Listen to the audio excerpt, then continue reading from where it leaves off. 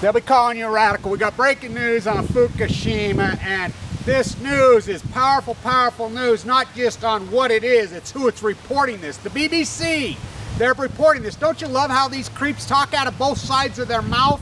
Radioactive isotopes is in their headline, in the soil, in the groundwater. Why is this so big? Why is this so big? It's because BBC is starting to realize that it's Uncle Tom's cabin. The media who is falsely reporting on that you are Uncle Tom. You're supporting the very issue that will kill you. This is the one issue. This isn't the bakers. Forbes comes out with that article the other day, and I want this to call this out clear before I go on this rant. I am so fucking pissed off, and I'm not giving up this fight. I will not give this up. This is our time that we have to hammer this harder than ever. Forbes is invested heavily in the nuclear industry over the last 10, 15, 20 years. So has Bill Gates. You people that are fighting Hanford up there, understand who your enemy is.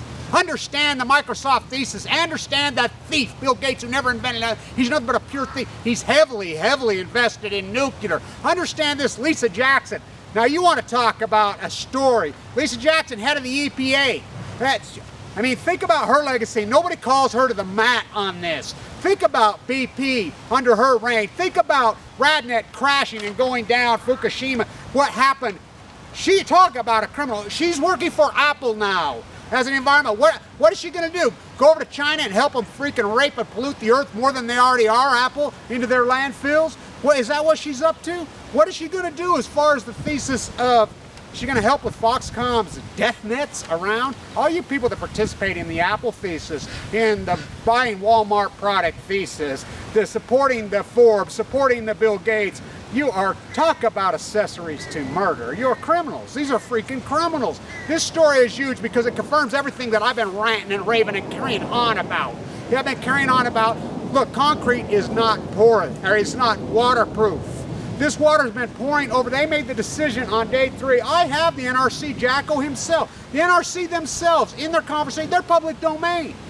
As Shane up there has done so much hard work in Canada digging these things out, you know, pouring over as they try to hide this, even when it's legal that they can't hide it, they still try. He says this is full 3-core meltdowns on day 3. This is the NRC talking with them among themselves. Jacko himself, we know this is 3-4 cold meltdown. We know it factually. As the IAH stepped in immediately and says, push it into the Pacific, hurry, push it into before the wind shifts over. Understand who these monsters are and who's reporting. And to the hot tuna and the tuna, we got some freelancers, I love you guys, that are freaking countering this machine. Remember this debate we're having on the tuna that's all over the media now. Understand this in detail. They're debating this pure tracer study that came out of the tuna in August of 2011, a very simple tracer study. We're still fighting and debating over that, whether it's contaminated or not. It is a pathetic conversation that we're having, that no studies are coming out of the Pacific. I will say this to you, Uncle Tom, mass murders.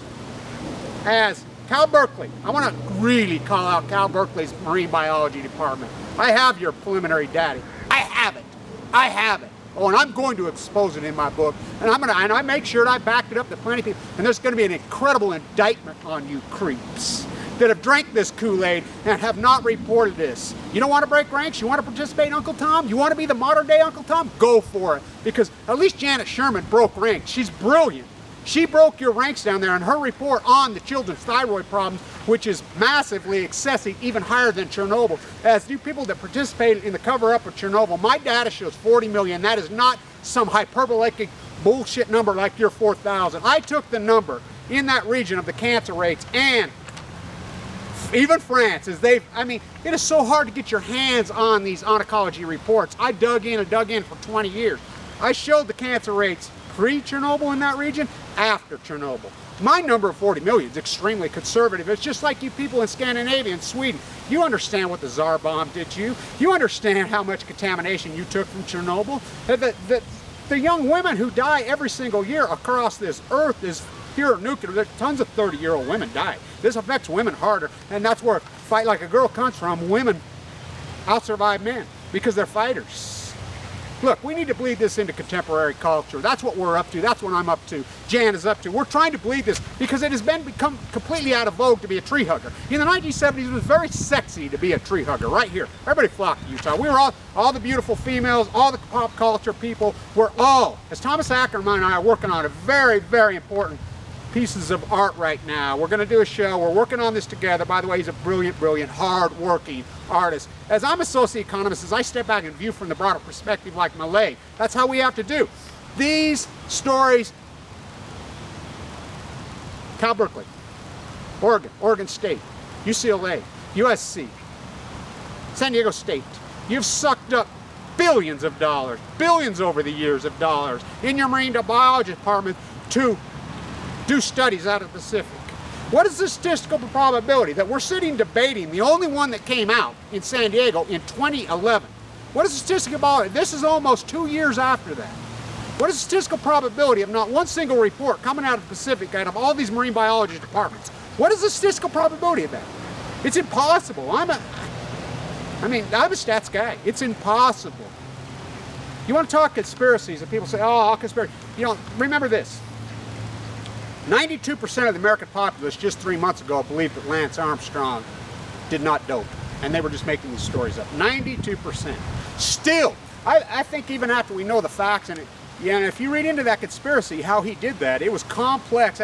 He had the Irish maid getting through. It was very complex among a lot of freaking people that were involved.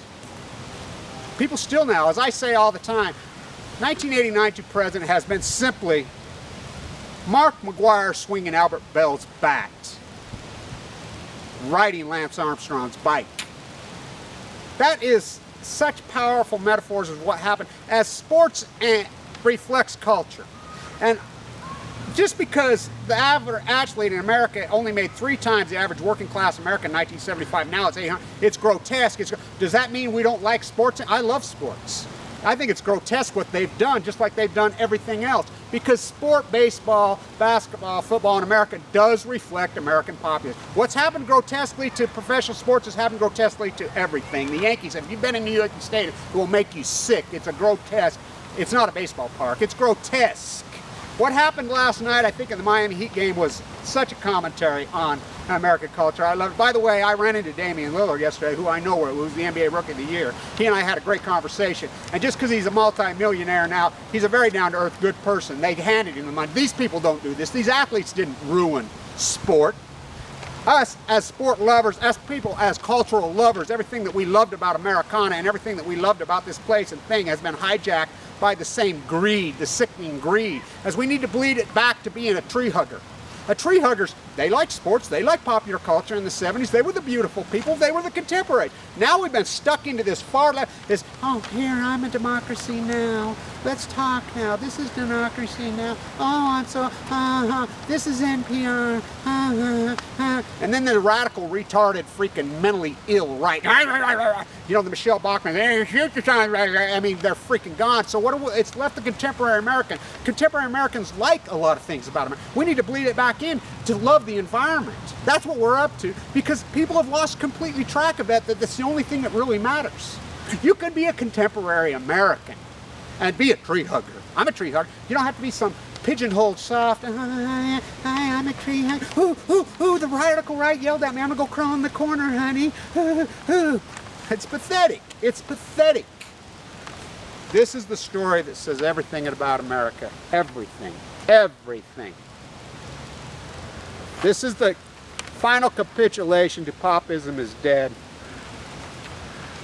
The greatest human rights activist of our time, Megan Rice. Her parents, the greatest two human rights activists in American history.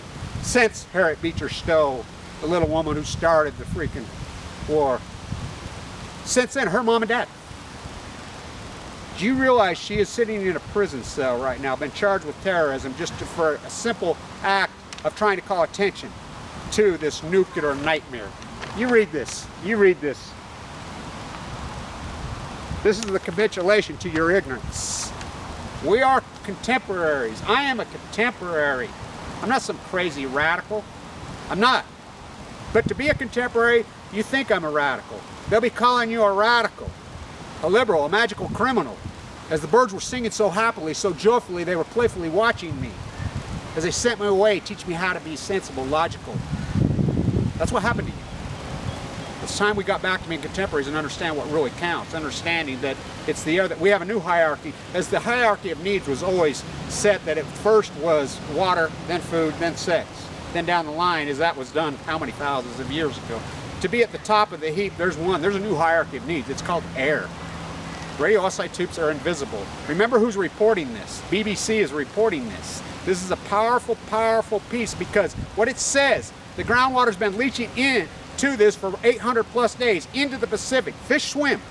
And that fish that was detected with 2,500 times rated, that's very real, very real. And to Cal Berkeley, Stanford, all you people that have participated, you Uncle Toms, you are on the wrong side of history, and we're going to call you out in detail to the mass murdering evil criminals you are. You sit in your ivory towers and suck up your money and do nothing.